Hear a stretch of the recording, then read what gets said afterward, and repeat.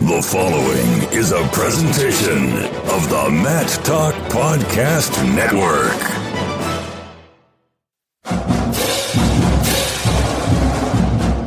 It's time for Inside Virginia Tech Wrestling.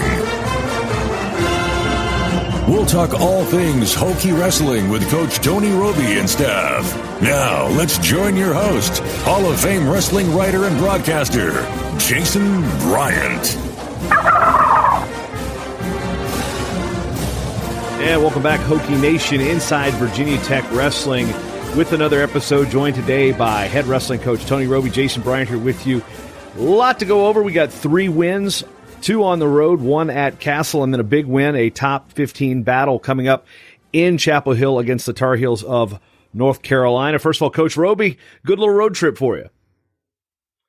Yeah, we were up at Lehigh a couple weeks ago, and then we're down in, I guess we actually stayed in Chapel Hill last week, and we're getting ready to head back down to the Research Triangle, I think is what they call it, and actually staying in the same hotel, and getting ready to face UNC on Friday night. So it's a 6:00 start for you Hokie fans out there that are planning on watching that or maybe even coming to the match. We had a pretty good contingent of Hokie fans at the Duke match, so I anticipate it'll be similar this Friday in Chapel Hill as well. So we're excited about it. We're excited about another opportunity to compete and kind of hopefully get one step closer to one of our goals in winning the ACC regular season championship.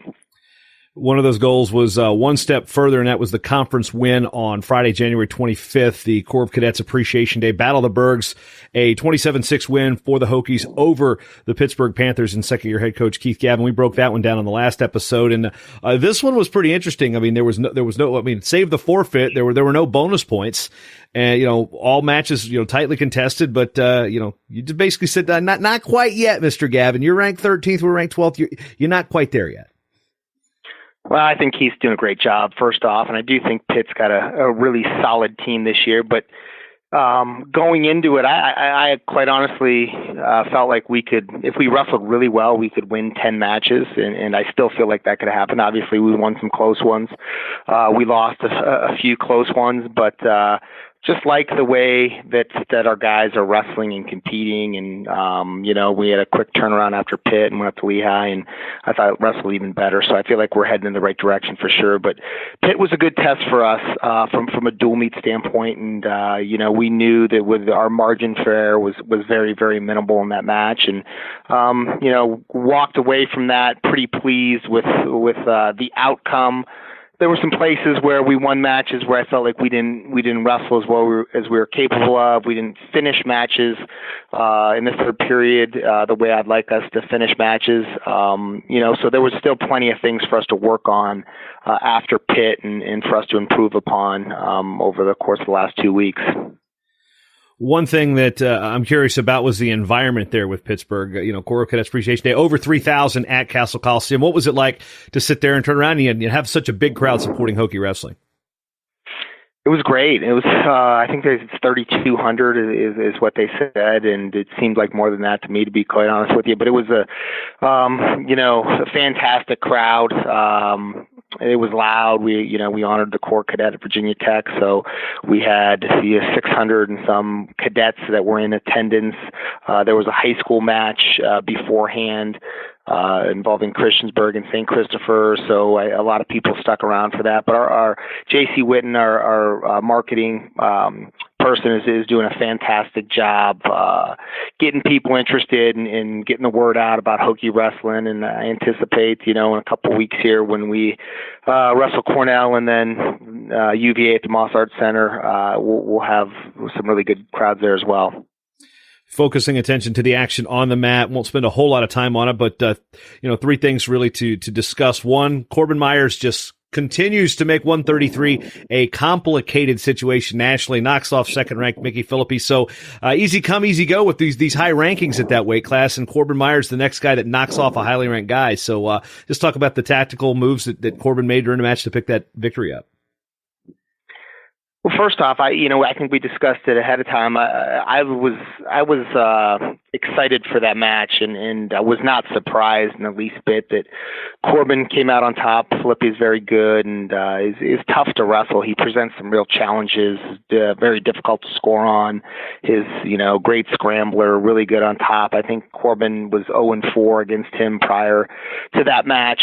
They had wrestled quite a few times in high school and then maybe in college as well, but it was good. Corbin, I actually thought, should have had another takedown right at the end of the first period. So wrestled a really tactical match, wrestled smart, took advantage of scoring opportunities. And we knew that for us to win that match, we were going to have to finish some takedowns. And the first one at the end of the first period, I thought and still think that was 2. We challenged it, and they didn't call it 2, and it didn't get reversed. And then the second one, which I believe was in the second period, Corbin, they actually didn't give the 2. The side official came up to the other official, and they decided to review it, and then the 2 points was awarded. So we went into the third period, and we knew we had to get away to win. And Corbin has been steadily getting better on bottom throughout the course of the season, and was able to secure a reversal after about a minute and a half of getting ridden. So it was certainly a close match, but like I said, not surprised. I mean, I think Corbin, when he's on his game and he's attacking, he can wrestle with and beat anybody in the country. I think Corbin Myers is that good, and I think he's only improving. I think his confidence continues to grow. So I'm excited to see where he ends up in Pittsburgh in March. First of 3 big wins over the last 2 weeks registered by Joey Prada at 125 pounds. Is he coming to his own finally, or is this a set of opponents that were the right time, the right way, and it's a way for him to really see, okay, look, I am improving, I am getting better, I'm winning matches now. How important is it to win matches, even though if the competition, you look on paper that he should have beaten these guys? Yeah, well, I think confidence is king, and I think when you step out there and you haven't had a lot of success, it's hard to have a lot of confidence. And I think that the success that Joey's having, you can see his confidence building. You can see him just going out there, being more aggressive, attacking more, and Joey's got great attacks. He's got a great high crotch. He's really good at, really explosive guy, good at popping his hips, lifting guys, getting them in the air, getting them off their feet, can ride. And I think we're seeing that. And I'm pleased with his progression throughout the course of this season. He struggled obviously at the Virginia Duels and wrestled some good guys and before that, but I feel like he's got momentum on his side. He's going in the right direction. He's got another match against UNC against a guy that I think we can beat. So it's all positive for Joey Prada, and Joey's a great kid. He's a conscientious kid. Wrestling is important to him. He's had a ton of adversity. We've talked about this a lot on the show. He's was injured his first 2 years at Virginia Tech, wrestled 1 match and got hurt in his freshman year in his first match of the season. Then last year got hurt with a season-ending injury in the wrestle-off. So, it's just nice to see him have some good positive results after everything that he's been through, how hard he's worked to come back from injuries, the attitude that he's had throughout the course of, the last 2 years, and just stayed real positive. So it's definitely, from a coach's standpoint, it's something that you love to see. Matches that we got to pay attention to on the losing end. BC Laprade loses to Lebromani, another guy that's kind of had his number, and then Billy Miller loses to Demetrius Thompson at heavyweight. What adjustments need to be made with both of those guys second time around when they see him? I think BC had the match won, and he just, I think lost a little bit of focus toward right at the end of that match, and got into a position that, I think that guy is pretty good, and BC's maybe wasn't a position that he wants to be in, and I think BC is still kind of figuring some things out from a wrestling standpoint, and figuring out, he in terms of becoming a better scrambler and tactically, learning better strategy, and he's got great attacks. He's a good athlete. He's a big, strong, explosive guy. But I think the more experience that BC gets, the more wrestling that he does, the more that he's going to improve. And he went out against both of those guys and did some things that cost him the match. And it wasn't so much what they did to him. It was, some of it was his own doing, and putting himself in positions where those guys are really, really good, and they took advantage of it. So, BC's he's right there. He's against guys that are in the, I'd say 10 to 15 ranked guys or 8 to 15 ranked guys in the country. He's in barn burners with them, and we just got to continue to figure out ways to win those close matches and win those 1-point matches and get our hand raised. So, he's got another good test coming up here soon against UNC. So, I'm not concerned about BC. He's a competitive guy, and I think he's gonna, get back on track here soon. And what about Billy Miller? Yeah, as far as Billy's concerned, we knew that Thomas is a explosive, big, strong guy. He was going to attack a lot, and he did. And he caught Billy on his heels a few times and blew through him. The one thing I'll say is Billy, I think, shot 2 or 3 times and scored on 2 of those. So the moral of the story to me is we got to go out and be more aggressive, and we've got to get to him and get him on his heels and get to his legs before he comes out and gets to us. And I it's going to be, he's going to see that guy again, likely, hopefully at the ACCs, hopefully in the ACC finals. Obviously we both have to get there, but it's definitely a winnable match, and Ty is working a lot with Billy on improving, but he's got great leg attacks. He's got a great high crotch, he's got a great single leg. He just needs to pull the trigger a little bit more, and we need to fix some things in between his attacks, and get better in those areas. Moving ahead to Lehigh, you headed up the road. Mountain Hawks, after starting 0-7, been wrestling a lot better. They've gotten some guys back into their lineup. But starting off, keeping with the BC train before we get to it, took another tough loss. Josh Humphries, a true freshman, scrappy kid. Again, what you said, you're not worried about BC, but back-to-back losses, is there something that was said between those 2 losses and the Duke win that can get him back on track? You've already explained you're not too worried about him, but what's the coach discussion like there? Well, that guy scored. I think that guy shot 1 time the whole match, and it was in the first 5 seconds of the match. Both the takedowns that he scored on us were off of BC's shooting high crotches and shooting at a bad angle and not getting to a position where he can finish right away. So I think it's, really some small things, some small adjustments that he can make that can turn that around. And that's kind of what I was referring to earlier is just understanding how to wrestle when you get in positions that you're not necessarily comfortable. And BC is still in the process of getting comfortable in more positions and figuring them out. So, the message was kind of the same as it always is to go out and wrestle hard and compete hard. And I think BC did that in both cases. He just wrestled some good guys and lost some close matches. So, that's part of the process sometimes too. As you improve and get better and you get to where you want to be, there's going to be some hurdles in the road that you have to clear. And there's going to be some adversity, and that's all that this is. It's part of wrestling, and it's the guys that can get through it and can persevere and can figure things out are the guys that ultimately end up high on the stand at the NCAA tournament. So, that's kind of what BC is going through right now. And in terms of his toughness and his resiliency, I feel really good about it. Hokies have moved up to number 11 after the weekend wins, and of course the win over Duke. Wins by Prada, Myers, Mitch Moore, Ryan Blease, Mekhi Lewis, Zack Zavadsky, and Tom Slay against Lehigh, and again that 23-9 victory. Last year, Dave McFadden went into the NCAA championships undefeated. He took a loss here against a very tough Jordan Cutler of Lehigh. Sometimes wrestling coaches will often drop a cliche like you learn more from a loss than you do from a win. What did David learn from this performance, and what did you learn about David from this performance? I think the thing that David took away from it, and the things that we've been telling David, is that he's got to go out there with more urgency.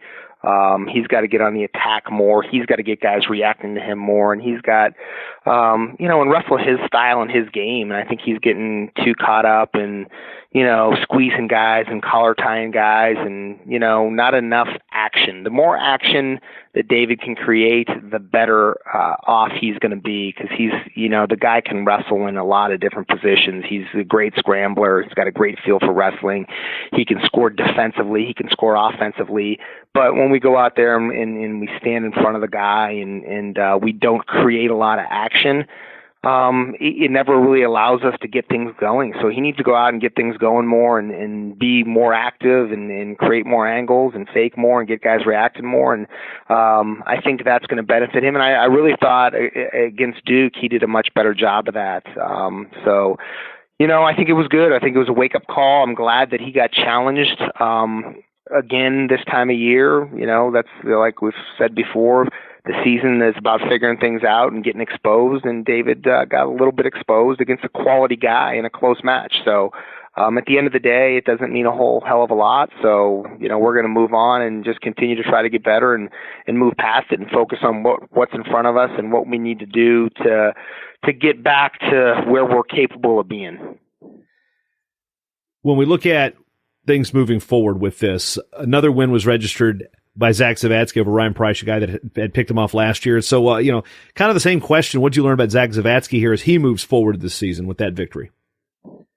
Well, the thing that stood out to me in that match a lot is that Zack got hit with a hands to the face call.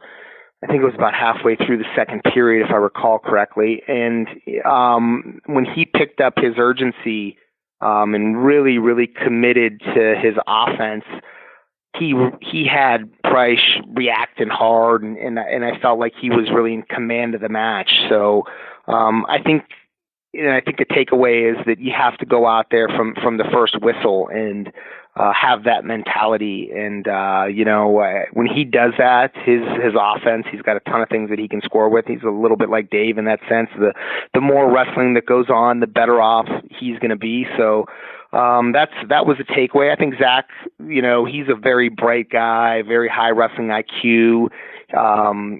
He comes back from these matches and he can analyze what went on and what worked and what didn't work. And I think he's on the same page as we are in terms of the style of wrestling that he has to go out there with if he wants to, beat the best guys in the country. And Price is one of the best guys in the country. There's no question. He turned around and had a big win at Oklahoma State against Smith. And, it was good. Again, I'm glad that he got tested again and was able, fortunately, to come out on top.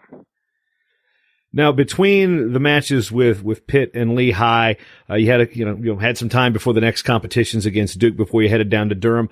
What is said in those type of conversations? What is said to the team this point in the season? We're into February. I mean, the conference tournament's a month away. This is where, I don't know, they say the dog days, the stretch run, whatever you want to call it. What happens to the coaching staff and what is changing within the practice room? I mean, at what point are the guys that are the reserves and backups how are you trying to push them to push the starters? I mean, what's that mood in the teaching like in the wrestling room at this point in the season? Well, I think there's a lot of things, and you really have to, focus on kind of what's important this time of year. And some of the things that we've been discussing is just having, really good focus, really good discipline. We're not practicing long this time of year. We typically try to get the guys in and out an hour and 15 minutes, hour and a half. We actually moved our Tuesday practice to 7:30 a.m. and then, we might do a lift or something in the afternoon. And then part of that's because of classes and getting everybody together and that practice at the same time. Otherwise, we're running two practices. But, in terms of a coaching philosophy, you got to individualize things right now and do a lot of individual workouts and kind of pick apart the areas that each of these guys need to improve in. And figure out more ways to score points and maybe fix some areas where, we're a little bit deficient in. But I think one of the biggest things this time of year is just really believing in yourself and having no doubt and keeping your focus on what's important. And, I think for us, that's just focusing on ourselves and worrying about one person and not getting caught up in, a lot of the hype that goes along with social media and some of the wrestling websites and web pages out there that promote a lot of things. You can't get caught up in that. You have to focus on what you can control, and it's very cliche, and focus on the little things and the small details, managing your weight, managing your nutrition, managing your sleep, making sure you feel good, rehabbing injuries, So those are a lot of the things that we talk about this time of year, and we talk about dealing with pressure and what's perceived pressure, and as much as anything, just embracing the fact that you've got a great opportunity to go out and wrestle and accomplish some great things, and just be excited, have fun, and really don't make more out of it than it really is. At the end of the day, we're going out there and we're wrestling for 7 minutes. It's something that these guys have been doing their entire lives. So, that's kind of what our message has been, and that's what it will continue to be throughout the course of the season. And talk about what our goals are as a team, and talk about what our goals are individually, and try to continue to work towards those things and keep those things in mind. Now, I don't take you as a basketball fan per se. I mean, how much of the round ball do you know and appreciate? I'm actually not one of those guys that's, is an anti-basketball guy. When I grew up, I grew up doing everything. I mean, I probably played as much basketball and as much football and as much baseball as I did wrestling, maybe more. Especially just unorganized with my buddies growing up. So I appreciate basketball a lot. I think those guys are the best athletes in any sport, to be quite honest with you. At this stage in the game, I don't watch a ton of basketball. My oldest son is a basketball fanatic. He loves the NBA. He loves college basketball. But, I've been watching a little more of Virginia Tech this year because they're having a heck of a season. And, Buzz Williams is a pretty interesting guy, and you can learn a lot from watching the way he does things. Yeah, I am going to admit I did watch a Virginia Tech basketball game on television this year when I was back home prior to the Virginia duels in my buddy's garage. So maybe that's the only place, hiding from everybody in a garage to watch basketball. Now, the reason I bring this up, so I'm curious, what did you tell your kid when you told him, like, hey, we're going to go wrestle at Cameron Indoor Stadium? I didn't even really address that. I missed opportunity, Coach. Missed opportunity. It's kind of a cool venue to go into, but again, it's a wrestling match. We're wrestling on a mat. It's 7 minutes. It's Virginia Tech against Duke. I don't care if we're wrestling in Cameron Indoor, if we're wrestling, in the back gym somewhere. It's still the same to us. So, but it was kind of cool. When we went in there, you go by and you walk into the arena, and they have, I think they call it Tent City or Tent, I think it's like whatever Krzyzewskiville, I think is what the actual name is. Whatever they call it. And it's pretty unique. There's tents all over the place, and some of them are just like tarps, and they're on pallets, and talking to some people at Duke. Apparently they're out there for 30 days, 40 days, something, whatever it might be, in order to get tickets. And they do checks to make sure that they have at least 10 people in the tent each night. And so I guess that was kind of cool. But other than that, we just viewed it as another wrestling match, and tried to, again, focus on ourselves. But, I think for our guys, it was cool to go in there. And a couple guys said that they saw Coach K. They had just finished basketball practice right before we got in there. And Zion was running around, so that part of it was pretty cool. Imagine if that guy actually knew how to wrestle. He is just a freak, man. Yeah, that's what I'm told. I've never seen him play, but apparently he's the next LeBron James, right? Yeah, well, moving away from the round ball discussion here on this wrestling show, a 40-3 win over Duke at Cameron Indoor, third dual win in a row for Joey Prada. A quick fall for Mitch Moore, who is, quickly become one of the emotional spark plugs on the team, and then a very solid win coming off a loss by David McFadden over Matt Finesilver. Scrappy opponent, down year for Glenn Lanham's team, other than the 4 returning qualifiers, all named Finesilver. And just maybe, talk about the performance, 40-3, not a whole lot you can be displeased about, correct? No, not really. And in fact, even Ryan Blease, I love the direction Ryan Blease is going in right now. And I love where he's at mentally right now. And, I just think that he's got that fire back in him that we saw last year, this time of year. And, he's made, to me, as many gains as anybody on our team over the course of the last month. And his focus has been great, and his urgency has been great. And I think Ryan Blease is capable of doing some really, really good things. So, he's got another test and coming up here, Friday, and I'm sure we'll talk about that in a minute. But was pleased with Ryan's performance. Thought that as a coaching staff we probably made a mistake and choosing neutral. I would have liked to see if we could have got away from that guy and just kind of see where the match would have went. But he's got to be able to go out and score a takedown. But he like I said, he's definitely wrestling well right now. But overall, yeah, I mean, we scored a bunch of bonus points too, and that's been a point of emphasis for us as well. We've talked about that on the show too. If we're going to do what we want to do at the ACC tournament, at the NCAA tournament, going out and scoring bonus points are huge. So, love that Mitch Moore can go out and get some pins. That's, something over the course of the last few years we haven't been great at, probably since Devin Carter was here, is going out and pinning some guys. And Mitch is obviously, he can do that, and he can create a spark. And, it's nice to get those 6 points and the two bonus points in tournaments. So overall, was pleased with the W at Duke and thought we wrestled well. And again, just feel good about the momentum that we have going right now.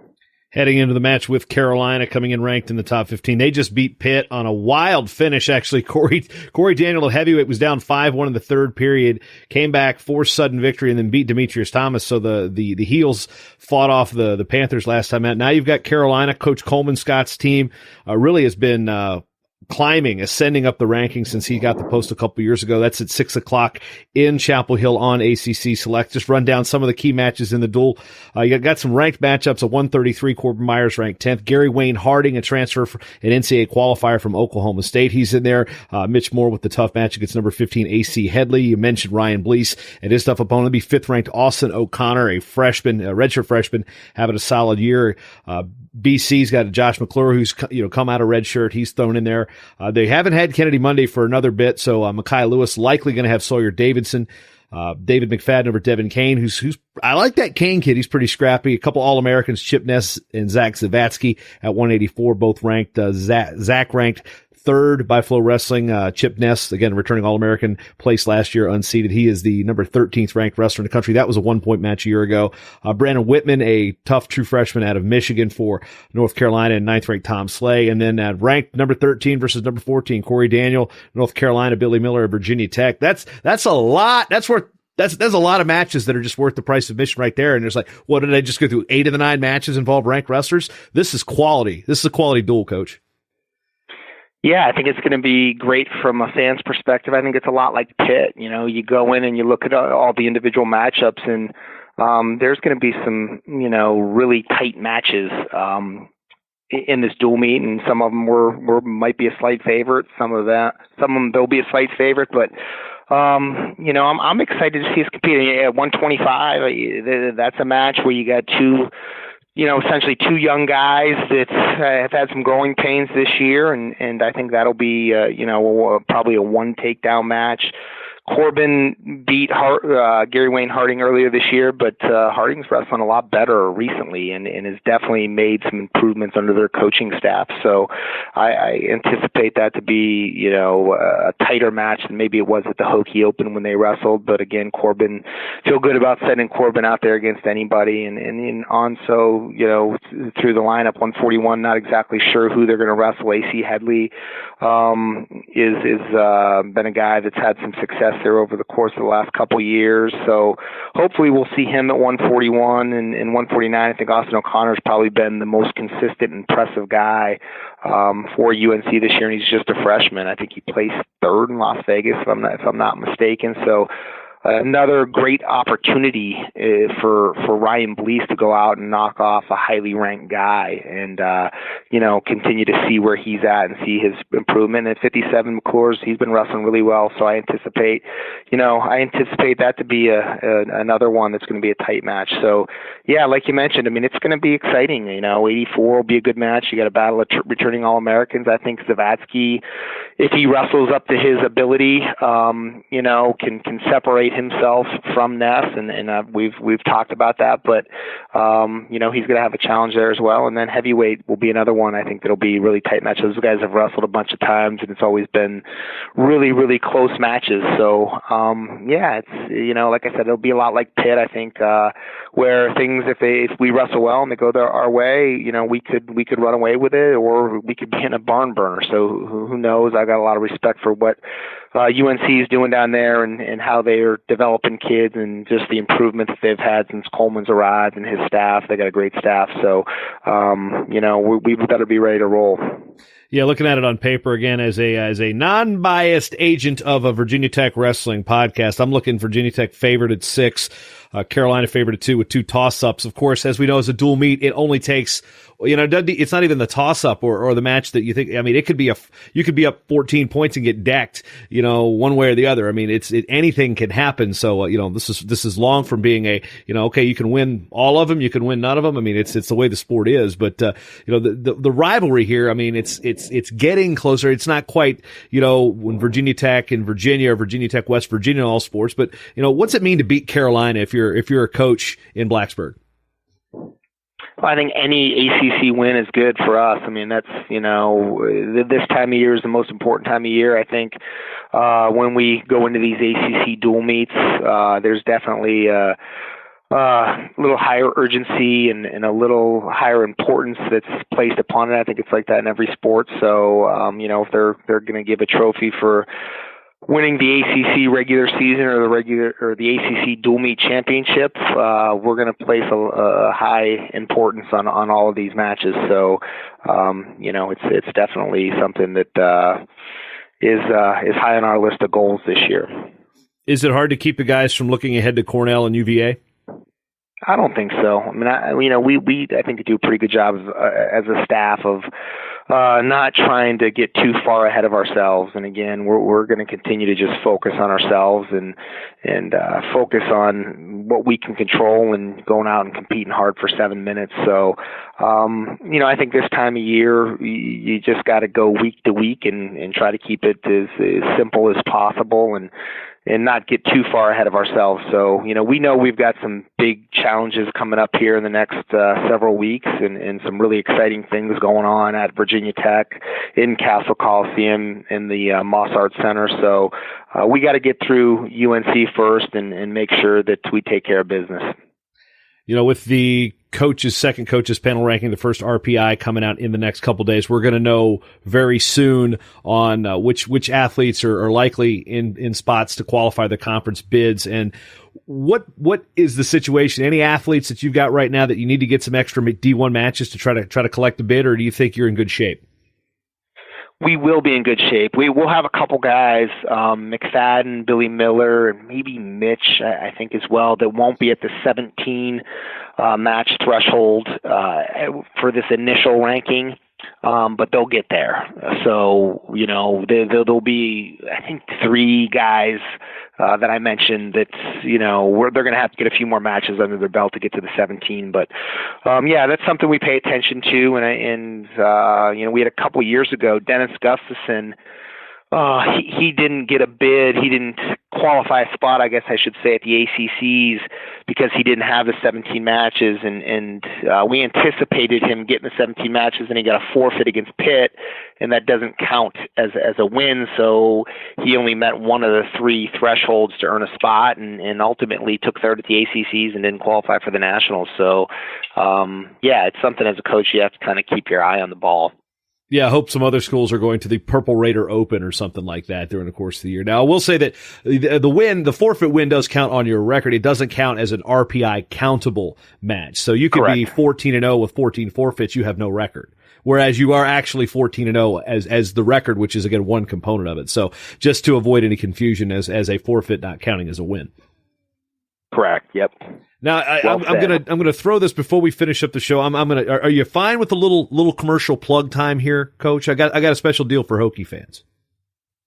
Go for it. Yep. Well, anything you want, man. That wrestling preview guide that I do, wrestling fans out there know the D1 digital preview guide, 200 pages, facts, stats, information. Listeners of this podcast, I've actually already teased this out on TechSideline.com on the wrestling forum. I just love the fact Tech Sideline has a wrestling specific forum now. I mean, we brought it up before, but Olympic Sports Board, no, wrestling forum. But those of you out there, go to WrestlingPreviewGuide.com/Hokie. You'll save $5, and I'll be able to know which fan base actually pays more attention and is more engaging on their podcast. So right now I've got a challenge out there with ye old alma mater down in Norfolk, that school in Raleigh that sounds like AC, and then the Hokies, the three of my D1 clients, to see which school is going to collect the most sales there. So it's a little bit of a push for Hokie Nation. Say, yep, we are the most active podcast listeners on the Mad Talk Podcast Network. Save $5. It's regularly $19.99, $14.99 with the $5 deal again. WrestlingPreviewGuide.com/Hokie. And Coach, I know I'm kind of putting you on the spot here. Have you seen this thing that I've done the past couple years? Yeah, I actually have. It's fantastic, and for anybody who plans on going to the NCAA championships, I think it's a must-have item. And I know that I've gotten great feedback from some of our fans that have purchased it from you. And as you know, Jason, you're definitely among the favorites of the Virginia Tech faithful here, especially in the wrestling world. You get a lot of love from the Hokies. So hopefully they'll go out and, we'll make a good push and we'll get a hold of that thing. I think it'll be money well spent. Wow, I didn't even have to prompt you for that one. That's a test. I love that one. That one's not even scripted. We're getting pretty good at this. Yeah. No question. I think we know each other pretty well. And you'll get to know the Hokies again. Oh, look at that terrible segue. And on 6 p.m. on Friday, February 8th, against Carolina again, the Tar Heels and the Hokies in Chapel Hill again. Watch that on ACC Network Extra if you're not going to make the trip down Tobacco Road. So for Coach Tony Robie, this is Jason Bryant, episode 78 of Inside Virginia Tech Wrestling. Once again, WrestlingPreviewGuide.com/Hokie. Save yourself $5. Coach Robie, till we meet again. Thanks, Jason. Appreciate the time.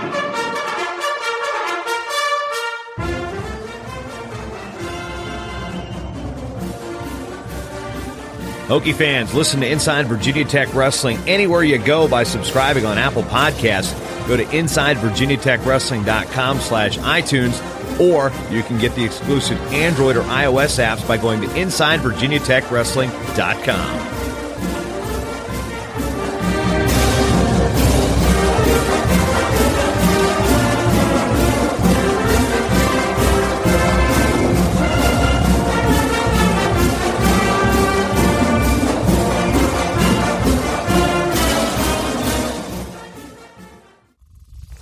Show is part of the Matt Talk Podcast Network. For more wrestling podcasts, head over to MattTalkOnline.com.